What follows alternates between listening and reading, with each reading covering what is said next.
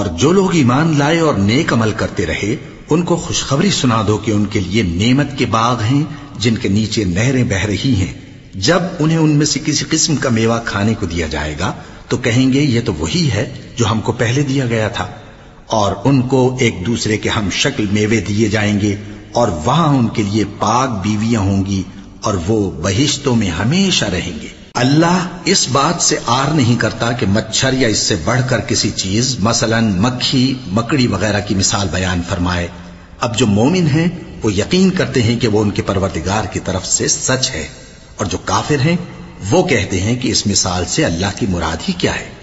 اس سے اللہ بہتوں کو گمراہ کرتا ہے اور بہتوں کو ہدایت بخشتا ہے، اور گمراہ بھی کرتا ہے تو نافرمانوں ہی کو جو اللہ کے اقرار کو مضبوط کرنے کے بعد توڑ دیتے ہیں اور جس چیز یعنی رشتہ قرابت کے جوڑے رکھنے کا اللہ نے حکم دیا ہے اس کو قطع کیے ڈالتے ہیں اور زمین میں خرابی کرتے ہیں.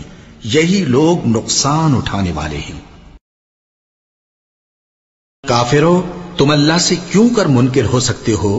جس حال میں کہ تم بے جان تھے تو اس نے تم کو جان بخشی، پھر وہی تم کو مارتا ہے، پھر وہی تم کو زندہ کرے گا، پھر تم اسی کی طرف لوٹائے جاؤ گے.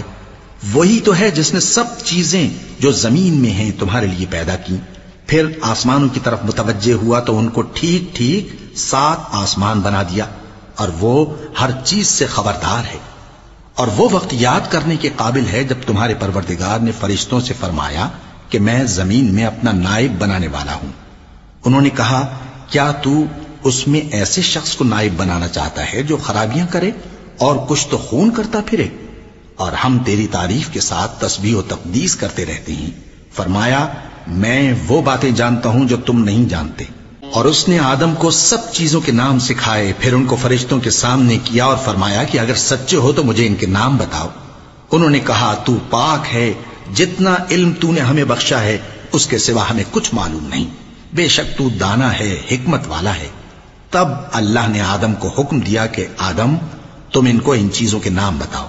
سو جب انہوں نے ان کو ان کے نام بتائے تو فرشتوں سے فرمایا کیا میں نے تم سے نہیں کہا تھا کہ میں آسمانوں اور زمین کی سب پوشیدہ باتیں جانتا ہوں، اور جو تم ظاہر کرتے ہو اور جو پوشیدہ کرتے ہو سب مجھ کو معلوم ہے.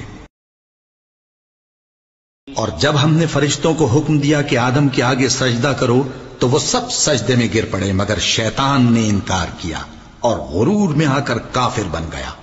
اور ہم نے کہا کہ اے آدم تم اور تمہاری بیوی بہشت میں رہو اور جہاں سے چاہو بے روک ٹوک کھاؤ پیو، لیکن اس درخت کے پاس نہ جانا نہیں تو ظالموں میں ہو جاؤ گے. پھر شیطان نے دونوں کو اس درخت کے بارے میں پھسلا دیا اور جس عیش و نشاط میں تھے اس سے ان کو نکلوا دیا. تب ہم نے حکم دیا کہ بہشت بری سے چلے جاؤ، تم ایک دوسرے کے دشمن ہو، اور تمہارے لیے زمین میں ایک وقت تک ٹھکانہ اور معاش مقرر کر دیا گیا ہے.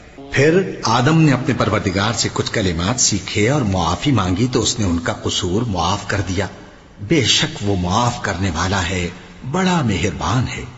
ہم نے فرمایا کہ تم سب یہاں سے اتر جاؤ، جب تمہارے پاس میری طرف سے ہدایت پہنچے تو اس کی پیروی کرنا کہ جنہوں نے میری ہدایت کی پیروی کی ان کو نہ کچھ خوف ہوگا اور نہ وہ غمناک ہوں گے، اور جنہوں نے اس کو قبول نہ کیا اور ہماری آیتوں کو جھٹلایا وہ دوزخ میں جانے والے ہیں اور وہ ہمیشہ اس میں رہیں گے.